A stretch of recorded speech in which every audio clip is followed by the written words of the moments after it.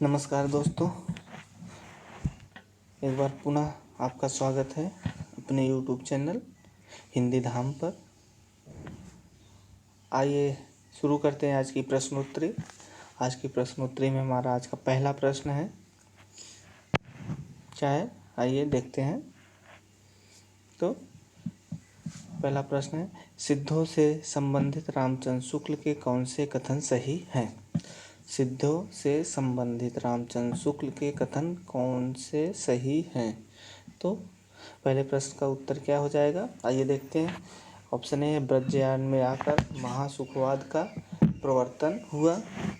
Option B है, नाथ पंथ सिद्धों की परंपरा से नहीं निकला। ऑप्शन सी है, सिद्धों का साहित्य शुद्ध साहित्य के अंतर्गत नहीं आता।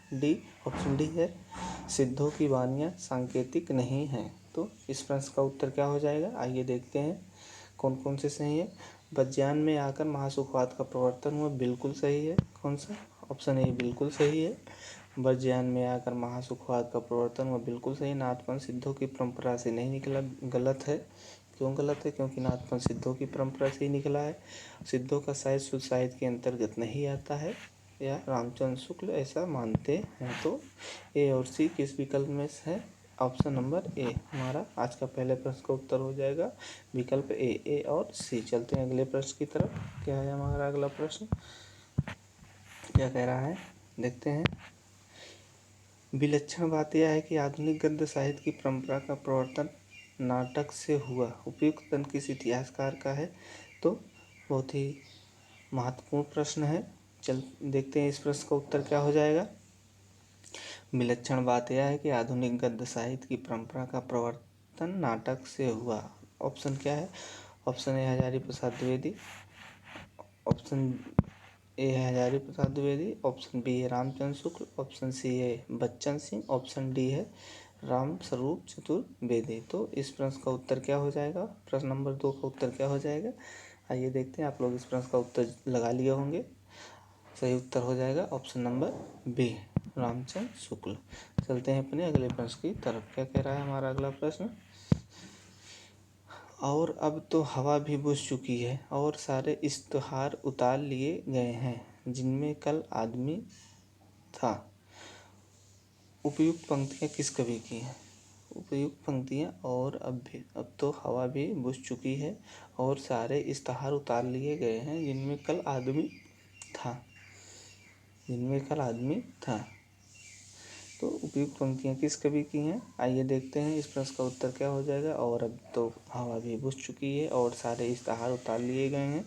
विकल्प में क्या दिया गया है? Option A Nagarjun, option B है मुक्तिबोध, ऑप्शन सी है धूमिल, ऑप्शन डी है लीलाधर जगुड़ी। तो इस प्रश्न का उत्तर क्या हो जाएगा, आइए देखते हैं। इस प्रश्न का उत्तर क्या हो जाएगा, ऑप्शन नंबर, आप लोगों ने लगा लिया होगा इस प्रश्न का उत्तर, ऑप्शन नंबर सी सही हो जाएगा, धूमिल। तो चलते हैं अपने अगले प्रश्न की तरफ। क्या है हमारा अगला प्रश्न,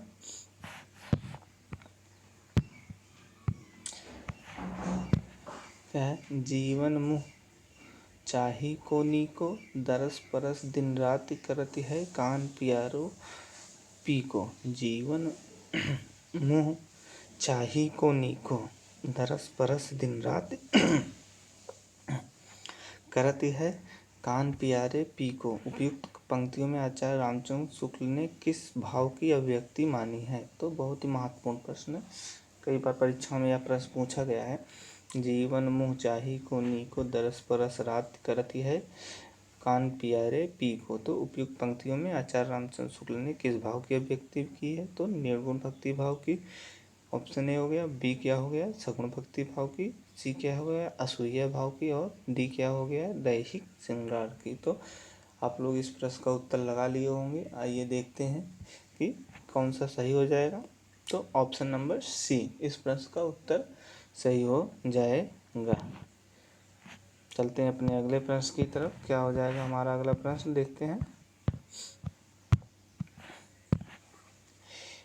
अपभ्रंश के जो नमूने हमें पद्यों में मिलते हैं वे उस काव्य भाषा के हैं जो पुरानेपन के कारण बोलने की भाषा से कुछ अलग बहुत दिनों तक आदिकाल के अंत क्या उसके कुछ पीछे तक पोथियों में चलती रही। बहुत ही महत्वपूर्ण कथन है, आप लोग जरूर इसका उत्तर दें। अपभ्रंश के जो नमूने हमें पद्यों में मिलते हैं वे उस काव्य भाषा के हैं जो पुरानेपन के कारण बोलने की भाषा से कुछ अलग, बहुत दिनों तक, आदिकाल के अंत क्या उसके कुछ पीछे तक चलते हैं। इस प्रश्न का सही उत्तर क्या हो जाएगा, आप लोग जल्दी से देंगे।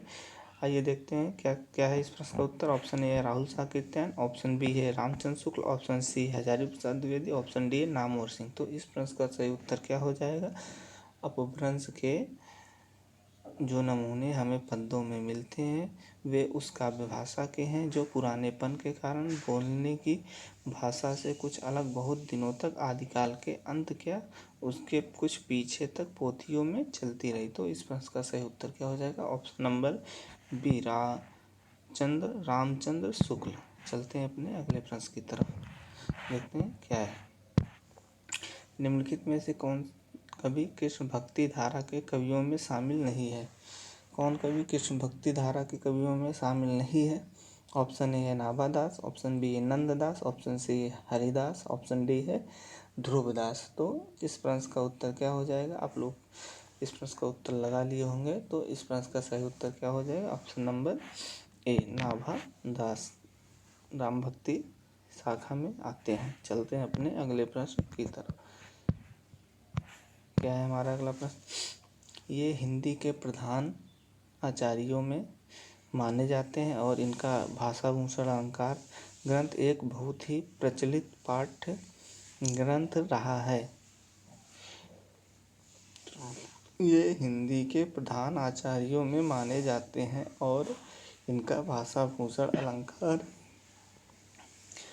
ग्रंथ एक बहुत ही प्रचलित पाठ्य ग्रंथ रहा है। रामचंद्र शुक्ल ने उपयुक्त बात किस ऋतकालीन कवि के विषय में कही है। तो ऑप्शन ए है मतीराम, ऑप्शन बी है देव, ऑप्शन सी है महाराज जसवंत सिंह, ऑप्शन डी है पद्माकर। तो इसका सही उत्तर क्या हो जाएगा, आप लोग इसका उत्तर लगा लिए होंगे। तो इसका सही उत्तर हो जाएगा Maharaj Jaswant Singh, option number C. चलते हैं अपने अगले प्रश्न की तरफ। क्या है हमारा अगला प्रश्न, क्या है हमारा अगला प्रश्न, देखते हैं।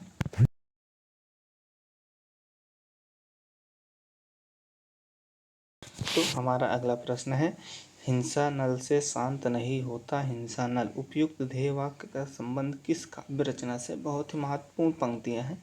हिंसा नल से शांत नहीं होता हिंसा नल, ऑप्शन ए है कुरुक्षेत्र, ऑप्शन बी है जयद्रथ वध, ऑप्शन सी है उन्मुक्त, ऑप्शन डी है अशोक की चिंता। तो आप लोग इस प्रश्न का उत्तर लगा लिए होंगे। आइए देखते हैं कि इस प्रश्न का उत्तर क्या हो जाएगा। हिंसा नल से शांत नहीं होता हिंसा नल या उन्मुक्त से है ऑप्शन नंबर सी। तो उन्मुक्त काव्य किसका है, जो कि 1940 में लिखा गया है। उन्मुक्त काव्य किसका है, तो आप लोग जल्दी से बताएंगे। यह सिया राम शरण गुप्त का है, राम शरण गुप्त का है। तो चलते हैं अपने अगले प्रश्न की तरफ। क्या है हमारा अगला प्रश्न, देखते हैं। कहानी इति वृत्त ही तो है, यानी उसमें स्थिति से स्थित्यांतर अर्थात जीवन गति होनी चाहिए। काल का कुछ स्पंदन, कुछ तनाव अनुभव हो, वही तो कहानी का रस है। कहानी के विषय में उपयुक्त विचार किस लेखक के। कहानी इति वृत्त ही तो है, यानी उसमें स्थिति से स्थित्यांतर अर्थात कहानी अर्थात जीवन गति होनी चाहिए। काल का कुछ स्पंदन, कुछ तनाव अनुभव हो, वही तो कहानी का रस है। कहानी के विषय में उपयुक्त विचार किस लेखक के हैं। तो प्रश्न नंबर 9 का उत्तर क्या हो जाएगा, आइए देखते हैं। Option A Jainendra Kumar, option B है राजेंद्र यादव, ऑप्शन सी है यशपाल, ऑप्शन डी है इलाचंद जोशी। तो इस प्रश्न का सही उत्तर क्या हो जाएगा, आप लोग इस प्रश्न का उत्तर लगा लिए होंगे। तो इस प्रश्न का सही उत्तर हो जाएगा option number A Jainendra Kumar. चलते हैं अपने अगले प्रश्न की तरफ। क्या है हमारा अगला प्रश्न, निम्नलिखित में से कौन सी भाषा संविधान की 8वीं अनुसूची में है। कौन सी भाषा 8वीं संविधान की निम्न में से कौन सी भाषा 8वीं अनुसूची में है। तो option A Nepali, option B है कांगड़ी, ऑप्शन सी है राजस्थानी, ऑप्शन डी है गोंडवी। तो आप लोग इस प्रश्न का उत्तर लगा लिए होंगे। आइए देखते हैं इस प्रश्न का सही उत्तर क्या हो जाएगा। Option number A Nepali. चलते हैं अपने अगले प्रश्न की तरफ। क्या है हमारा अगला प्रश्न, देखते हैं। निम्नलिखित जीवनी परक कृतियों में कौन सी कृति रोमा रोला की है? रोमा रोला की है। तो इस प्रश्न का सही उत्तर क्या हो जाएगा? निम्नलिखित जीवनी परक कृतियों में कौन सी कृति रोमा रोला की है? तो इस प्रश्न का सही उत्तर हो जाएगा, आप लोग इस प्रश्न का उत्तर लगा लिए होंगे। देखते हैं इस प्रश्न का सही उत्तर क्या होगा। तो ऑप्शन नंबर सी, महात्मा गांधी विश्व के अद्वितीय पुरुष। ऑप्शन नंबर सी, यह रोमा रोला की कृति है। चलते हैं अपने अगले प्रश्न की तरफ। क्या है हमारा अगला प्रश्न, यदि प्रबंध काव्य एक विस्तृत वनस्थली है तो मुक्तक एक चुना हुआ गुलदस्ता। बिहारी के संबंध में उपयुक्त कथन किस आलोचक का है? तो इस प्रश्न का बहुत ही महत्वपूर्ण प्रश्न है यह, परीक्षा की दृष्टि से कई बार परीक्षाओं में यह पूछा जा चुका है। यदि प्रश्न काव्य एक विस्तृत यदि प्रबंध काव्य एक विस्तृत वन स्थली है तो मुक्तक एक चुना हुआ गुलदस्ता। बिहारी के संबंध में उपयुक्त कथन किस आलोचक का है? तो इसका सही उत्तर हो जाएगा कौन सा? Option number A, Ramchandra Shukla. चलते हैं अपने अगले प्रश्न पे। क्या कह रहा है, निम्नलिखित में से असंगत कौन सा है? असंगत पूछ रहा है, तो इस प्रश्न को सही ध्यान से पढ़िएगा आप सब। तो क्या पूछ रहा है? असंगत। ऑप्शन क्या है, उक्ति व्यक्ति प्रकरण की रचना का उद्देश्य राजकुमारों को अवधि या कौशली के माध्यम से भाषा ज्ञान व्याकरण की शिक्षा देना था। भाषा ज्ञान की शिक्षा देना था। ऑप्शन बी क्या कह रहा है, उक्ति व्यक्ति प्रकरण संक्रांतिकालीन महत्वपूर्ण ग्रंथ है जिसमें पूर्वी हिंदी का पूर्व रूप सुरक्षित है, साथ ही यह मध्य प्रदेश और प्राच्य देश की आर्य भाषा की अवस्था को भी स्पष्ट करता है। ऑप्शन सी क्या कह रहा है, अवधि की उत्पत्ति अन्य भारतीय भाषाओं की तरह 1000 से 1500 ईस्वी के आसपास हुई है। अवधि के विकास को 3 कालों में विभाजित किया गया है, प्रारंभ 1400 ईस्वी तक से आदिकाल तक, और 1700 से मध्यकाल, और 1700 से क्या है आज तक आधुनिक। तो इस प्रश्न का सही उत्तर क्या हो जाएगा, आइए देखते हैं। तो ऑप्शन नंबर सी क्या कह रहा है, अवधि की उत्पत्ति अन्य भारतीय भाषाओं की तरह 1000 से, ये जो 1500 दिया गया है, 1500 की जगह क्या हो जाएगा, 1500 की जगह 1100, क्या हो जाएगा 1100। तो इसका सही उत्तर कौन सा हो जाएगा, ऑप्शन नंबर सी। चलते हैं अपने अगले प्रश्न की तरफ। क्या है हमारा अगला प्रश्न, देखते हैं। निम्नलिखित में से असंगत पूछा है, तो आप लोग इसका सही उत्तर देंगे। निम्नलिखित में से असंगत पूछा है, पूर्वी हिंदी की बोलियों में अवधि सर्वप्रमुख लोकप्रिय और प्रतिनिधि बोली है। हरदोई जनपद को छोड़कर संपूर्ण अवध प्रांत में अवधि व्यवहृत होती है। अवधि का प्राचीन नाम कौशल था, अतः अवधि को कौशली भी कहा जाता है। विदेशी भाषा के रूप में कौशली का उल्लेख कुवलय माला 8वीं शती में मिलता है। तो इसका सही उत्तर क्या हो जाएगा, ऑप्शन नंबर क्या कह रहा है, आप लोग बहुत ही छोटी सी इसमें त्रुटि है, आप लोग जल्दी से इसका उत्तर देंगे। तो आप लोग इस प्रश्न का उत्तर लगा लिए होंगे, तो देखते हैं क्या इस प्रश्न में क्या त्रुटि है। तो ये जो ऑप्शन नंबर डी है, विदेशी भाषा नहीं बल्कि देसी भाषा, क्या देसी भाषा के रूप में कौशली का उल्लेख हुआ है। तो चलते हैं अपने अगले प्रश्न की तरफ। क्या है हमारा अगला प्रश्न, निम्नलिखित में से असंगत कौन सा है? असंगत पूछ रहा है, तो असंगत कौन सा है, असंगत पूछ रहा है। ऑप्शन ए क्या है, भारत के बाहर Fiji, Trinidad, Guyana, Mauritius, Dubai में कुछ लोग अवधि में पारस्परिक बातचीत करते हैं। ऑप्शन ए हो गया। ऑप्शन बी क्या कह रहा है, डॉक्टर भोलानाथ तिवारी के अनुसार बैसवाड़ी, मिर्ज़ापुरी तथा बघौली अवधि की मुख्य बोलियां हैं। ऑप्शन सी क्या कह रहा है, बैसवाड़ी ब्रज की एक उपबोली है। बैस राजपूतों के प्रधान के कारण इस क्षेत्र में बैसवाड़ा कहते हैं। और डी क्या कह रहा है, बैसवाड़ा क्षेत्र के अंतर्गत उन्नाव एवं रायबरेली के मध्य बछरावा, डलमऊ, खिरोर, सरेनी, मुरावा, पुरवा, पनहन, पाटन, गड़ियार, घाटमपुर, भगवंतपुर, बिहार डोडिया खेरा इत्यादि हैं। तो इसका सही उत्तर क्या हो जाएगा, आइए देखते हैं ऑप्शन नंबर सी क्या कह रहा है। सी जो यहाँ ब्रज का प्रयोग किया गया है, बैसवाड़ी ब्रज की नहीं इसकी बल्कि बैसवाड़ी ब्रज की नहीं बल्कि अवधी की एक उपबोली है। किसकी है, अवधी, अवधी की एक उपबोली है। तो इसका सही उत्तर हो जाएगा ऑप्शन नंबर सी, या असंगत है। चलते हैं अपने अगले प्रश्न की तरफ। क्या कह रहा है हमारा अगला प्रश्न, निम्नलिखित में से असंगत का चयन करना है। तो असंगत कौन सा है देखते हैं। काव्य भाषा के रूप में अवधी के दो रूप मिलते हैं, ठेठ अवधी और साहित्यिक अवधी।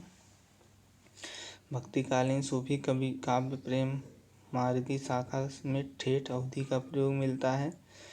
केदारनाथ की रचनाएं साहित्यिक अवधि में है। मुल्ला दाऊद कृत चंदायन को चंदायन और लोर कहा भी कहते हैं, इसकी भाषा ठेठ अवधि है। तो इस प्रश्न का सही उत्तर क्या हो जाएगा, आप लोग जल्दी से बताएंगे। तो इस प्रश्न का आप लोग लगा लिए होंगे इस प्रश्न का उत्तर। देखते हैं इस प्रश्न का सही उत्तर क्या हो जाएगा। तो इस प्रश्न का उत्तर हो जाएगा हमारा जो ये ऑप्शन नंबर सी है, या केदारनाथ जो कहा गया है, केदारनाथ की जगह क्या हो जाएगा, तुलसीदास। तुलसीदास की रचनाएं साहित्यिक अवधि में लिखी गई हैं। किसकी रचनाएं, गोस्वामी तुलसीदास की रचनाएं साहित्यिक अवधि के रूप में लिखी गई हैं। चलते हैं अपने अगले प्रश्न की तरफ। देखते हैं हमारा अगला प्रश्न क्या है।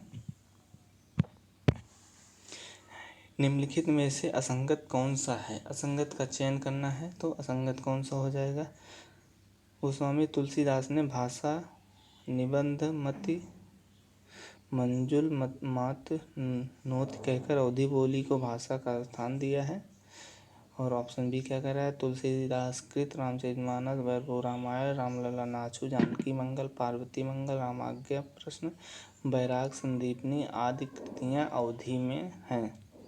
ऑप्शन सी क्या कह रहा है, तुलसी की अवधि मानक संस्कृत के इतना समीप है कि उसका पाठ घर घर में हो रहा है। और ऑप्शन डी क्या कह रहा है, ऑप्शन डी क्या कह रहा है देखते हैं, रामचरितमानस के माध्यम से विश्व के अनेक देशों में अवधि का अध्ययन अध्यापन हो रहा है। तुलसीदास की अवधि मानक संस्कृत, ऑप्शन सी, इसमें आप लोग इसका उत्तर लगा लिए होंगे। तो इसका सही उत्तर क्या हो जाएगा, आप लोग इसका सही उत्तर लगा लिए होंगे। तो इसका ऑप्शन नंबर सी में थोड़ा से हेर फेर किया गया है शब्दों में, आप लोग इसका सही उत्तर देंगे तो समझ कर देंगे। तो इस प्रश्न का देखते हैं उत्तर। तुलसीदास की अवधि में क्या कह रहा है जान रहे, तुलसीदास की अवधि मानक संस्कृत के नहीं बल्कि मानक किसके, अवधि, अवधि के मानक अवधि किसके समीप है, मानक अवधि के समीप है, ना कि संस्कृत के समीप। तो संस्कृत की जगह पे क्या हो जाएगा, अवधि हो जाएगा। चलते हैं अपने अगले प्रश्न की तरफ। क्या है हमारा अगला प्रश्न देखते हैं। निम्नलिखित में से असंगत कौन सा है, असंगत पूछा है। तो तुलसीदास ने अपनी भाषा ब्रज में राजस्थानी खड़ी बोली भोजपुरी और यहाँ तक अरबी फारसी के शब्दों का यथोचित प्रयोग किया है। और बी क्या कह रहा है ऑप्शन, नाभादास ने अपने गुरु की प्रेरणा से भक्तमाल की रचना अवधि में की है। और ऑप्शन सी क्या कह रहा है, लालदास कृत अभ्युदय विलास अवधि का प्रसिद्ध काव्य ग्रंथ है। ऑप्शन सी डी क्या कह रहा है, अवधि की साहित्यिक परंपरा में नरहर बारहट कृत पौरुषेय रामायण प्रौढ़ कृति है, इसकी रचना वाल्मीकि रामायण के आधार पर हुई है। तो इसका सही उत्तर क्या हो जाएगा, आप लोग इस प्रश्न का उत्तर लगा लिए होंगे। आइए देखते हैं कि प्रश्न में कहाँ पे गलती की गई है, तो उसको सुधारने का प्रयास करते हैं। तो ये देखते हैं इसमें उसका उत्तर क्या हो जाएगा, तुलसीदास ने अपनी भाषा अवधि, यहाँ जो ब्रज कहा गया है यहाँ पे क्या हो जाएगा, तो यहाँ पे ब्रज की जगह पे अवधि का प्रयोग हो जाएगा, ना कि ब्रज का। तो थोड़ी थोड़ी सी त्रुटियाँ की गई हैं प्रश्नों के में, आप लोग ध्यान से प्रश्नों को पढ़िए तब प्रश्न समझ में आएंगे। और बाकी सब कुछ सही है, सारे विकल्प और सारे सही हो जाएंगे। चलते हैं अपने अगले प्रश्न की तरफ। क्या है हमारा अगला प्रश्न देखते हैं। कालक्रम पूछा गया है, जायसी सूरता तुलसी और रहीम तो इसका सही कालक्रम क्या हो जाएगा? जायसी, सूरदास, तुलसी, रहीम। तो देखते हैं इस प्रश्न का सही उत्तर क्या हो जाएगा। ऑप्शन नंबर बी क्या कह रहा है? ऑप्शन नंबर बी सूरदास, तुलसी, जायसी, रहीम है। और ऑप्शन नंबर सी क्या कह रहा है? सूरदास, जायसी, तुलसी, रहीम। तो ऑप्शन सी जो है ये हमारा सही हो जाएगा। कौन सा? Option C. ऑप्शन सी हमारा सही हो जाएगा। तो क्यों सही हो जाएगा? क्योंकि सूरदास 1478 में है। तो क्या सूरदास 78 में है। और तुलसी जायसी 1492 है। कब है? जायसी 92 है और तुलसी 32 में है और रहीम 56 में है। कब है? 56। तो इसीलिए हमारा ऑप्शन नंबर सी सही हो जाएगा। चलते हैं 56 मतलब 1556 इसको, और सब 1400 के ये 1532 हो जाएगा ये तुलसीदास का। चलते हैं अपने अगले प्रश्न की तरफ। क्या है हमारा अगला प्रश्न? देखते हैं। निम्नलिखित में से किस उपन्यास में राम और काम का द्वंद्व चित्रित किया गया है? किस उपन्यास में राम और काम का द्वंद्व चित्रित किया गया है? तो आइए देखते हैं। ऑप्शन ए है अमृत और विष, ऑप्शन बी है खंजन नयन, ऑप्शन सी है मानस का हंस, ऑप्शन डी है नच्चो बहुत गोपाल। तो इस प्रश्न का सही उत्तर क्या हो जाएगा? आइए देखते हैं। तो अमृत और विष किसकी रचना है? अमृत और विष अमृतलाल नागर का रचना है। तो यह अमृतलाल कब, इसका प्रकाशन वर्ष क्या है? 1966। और खंजन नयन किसकी रचना है? तो यह भी अमृतलाल नागर की। इसका प्रकाशन वर्ष क्या है? 1981 है। और मानस का हंस, ऑप्शन नंबर सी इसका सही उत्तर हो जाएगा। कौन सा? ऑप्शन नंबर सी मानस का हंस कब की रचना है? 1972 की रचना है। कब की? 1972 की रचना है। और नाचो बहुत गोपाल यह भी अमृतलाल नागर की रचना है। कब का है इसका प्रकाशन वर्ष? 1978। चलते हैं अपने अगले प्रश्न की तरफ। तो इसका सही उत्तर क्या हो जाएगा? ऑप्शन नंबर सी मानस का हंस। चलते हैं अपने अगले प्रश्न पर। क्या है? तीसरी कसम कहानी में गाड़ीवान ने कौन सा सामान न लादने की कसम खाई थी? कौन सा सामान न लादने की कसम खाई थी? तो इस प्रश्न का सही उत्तर क्या हो जाएगा? तीसरी कसम कहानी में गाड़ीवान ने कौन सा सामान न लादने की कसम खाई थी? तो इस प्रश्न का सही उत्तर क्या हो जाएगा? देखते हैं, आइए।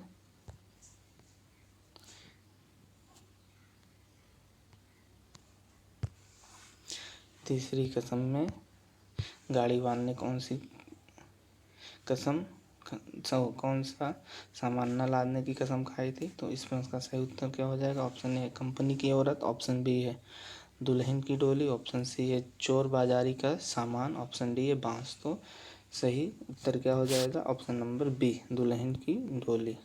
चलते हैं अपने अगले प्रश्न की तरफ। क्या है हमारा अगला प्रश्न?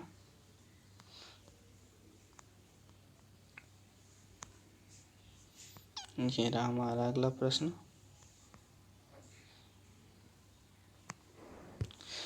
लाला श्रीनिवास दास ने निम्नलिखित में से किन किन विधाओं में लिखा है? बहुत ही महत्वपूर्ण प्रश्न है।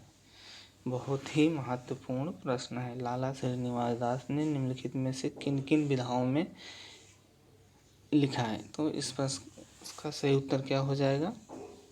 आप लोग जल्दी से बताएंगे। इस प्रश्न का सही उत्तर क्या हो जाएगा? ऑप्शन ए नाटक, ऑप्शन बी उपन्यास, ऑप्शन सी कविता, ऑप्शन डी है आलोचना। तो लाला श्रीनिवास दास ने किन किन विधाओं में लिखा है? नाटक लिखा है, सही है। उपन्यास लिखा है, सही है। कविता लिखा है, नहीं लिखा है। आलोचना की है, नहीं की है। तो सही उत्तर क्या हो जाएगा? ए और बी, ऑप्शन नंबर सी। चलते हैं अपने अगले प्रश्न की तरफ। क्या कह रहा है हमारा अगला प्रश्न? राम की शक्ति पूजा की रचना कब हुई थी? राम की शक्ति पूजा की रचना कब हुई थी? तो राम की शक्ति पूजा की रचना कब हुई थी?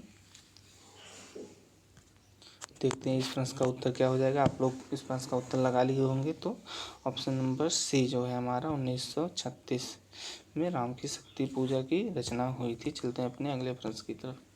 बहुत ही महत्वपूर्ण है यह प्रश्न। कई बार परीक्षाओं में यह पूछा गया है।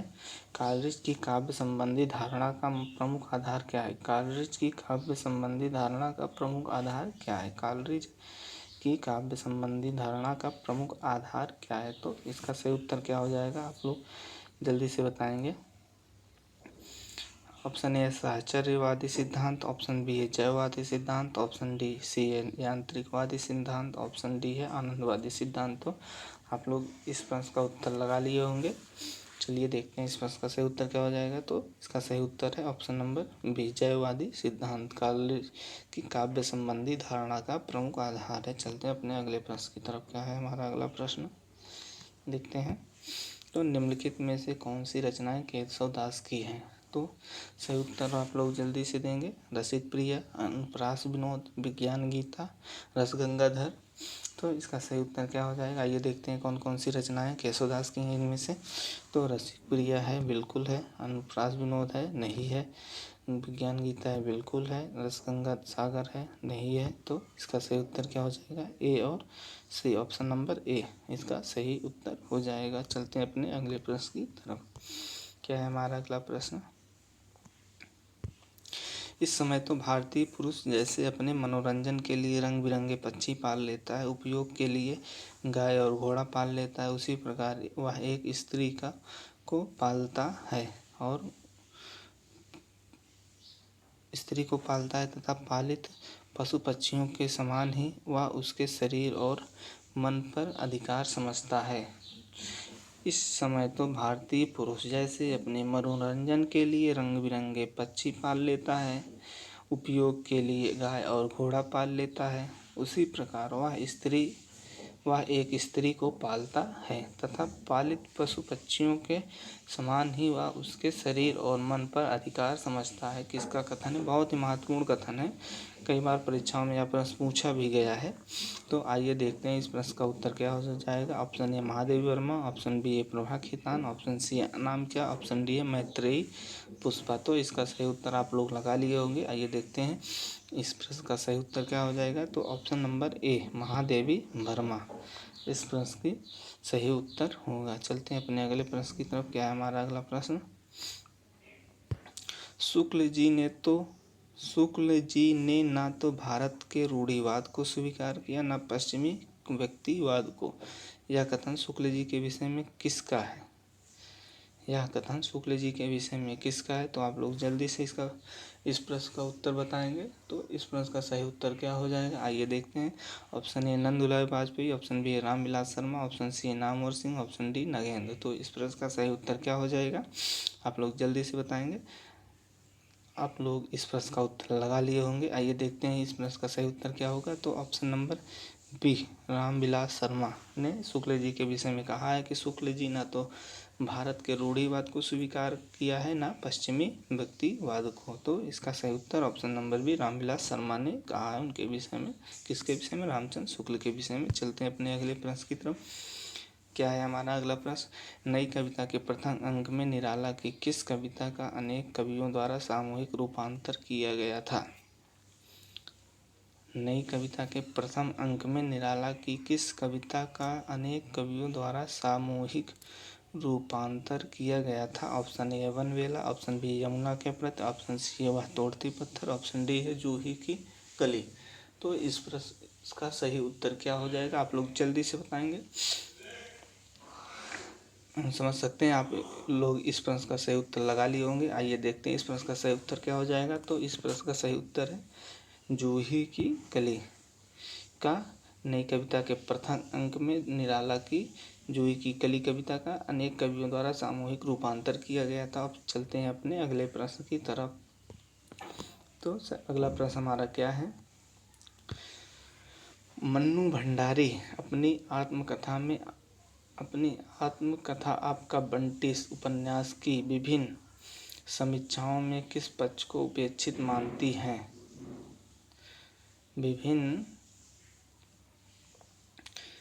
मन्नू भंडारी अपनी आत्मकथा में आपका बंटी उपन्यास की विभिन्न समीक्षाओं में किस पक्ष को उपेक्षित मानती हैं? तो इसका सही उत्तर क्या हो जाएगा, आइए देखते हैं।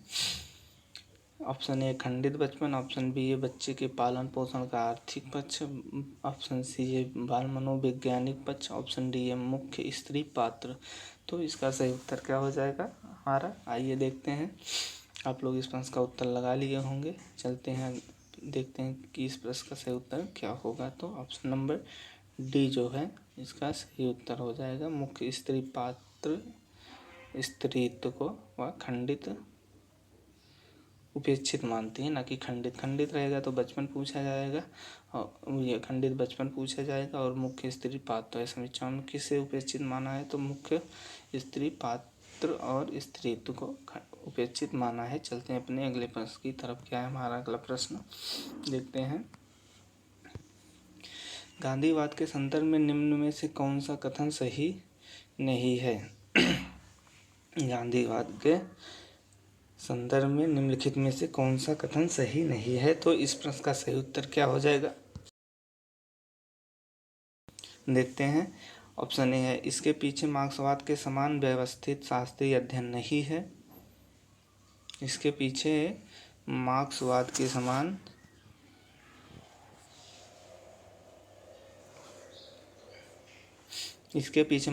समान व्यवस्थित शास्त्रीय अध्ययन नहीं है। ऑप्शन ए हो गया। ऑप्शन बी क्या कह रहा है, इसका आधार तर्क नहीं सहानुभूति है। ऑप्शन सी क्या कह रहा है, इसमें विचार स्वातंत्र का अभाव है। ऑप्शन डी क्या है, इनके विचारों का स्रोत दैनिक साधना है। तो इसका सही उत्तर क्या हो जाएगा। आप लोग इस प्रश्न का सही उत्तर लगा लिए होंगे। देखते हैं इस प्रश्न का सही उत्तर कौन सा सही है। तो इस जो यह ऑप्शन नंबर सी कहा जा रहा है, अभाव नहीं है। इनका मूल उद्देश्य ही है कि स्वतंत्र विचारों का तो अभाव कहाँ से होगा। मार्क्सवाद का मुख्य उद्देश्य है स्वतंत्र विचार है, सबका अपना अपना विचार हो, तो इसलिए अभाव की बात मार्क्सवाद के संदर्भ में, गांधीवाद के संदर्भ में नहीं कहा गया है। सॉरी, मार्क्सवाद नहीं, गांधीवाद के संदर्भ में नहीं कहा गया है। तो इसका सही उत्तर इसमें विचार स्वतंत्र का अभाव नहीं होगा। चलते हैं अपने अगले प्रश्न की तरफ। क्या है हमारा अगला प्रश्न, देखते हैं। यह हमारा आज का अंतिम प्रश्न है इस श्रृंखला का। तो इस प्रश्न का सही उत्तर क्या हो जाएगा। रामचंद्र शुक्ल ने रहस्यवाद के मूल अर्थ में किस छायावादी कवि को सर्वाधिक प्रमुख माना है। प्रश्न को ध्यान से पढ़िएगा, बहुत ही महत्वपूर्ण प्रश्न है, यह कई बार परीक्षाओं में पूछा जा चुका है। रामचंद्र शुक्ल ने रहस्यवाद के मूल अर्थ में पूछा है, तो मूल अर्थ में किस छायावादी कवि को सर्वाधिक प्रमुख माना है। तो इसका सही उत्तर क्या हो जाएगा। Option A Pant, option B है प्रसाद, ऑप्शन सी है निराला, ऑप्शन डी है महादेवी वर्मा। तो इसका सही उत्तर कौन सा हो जाएगा, आप लोग इसका उत्तर सही से देंगे।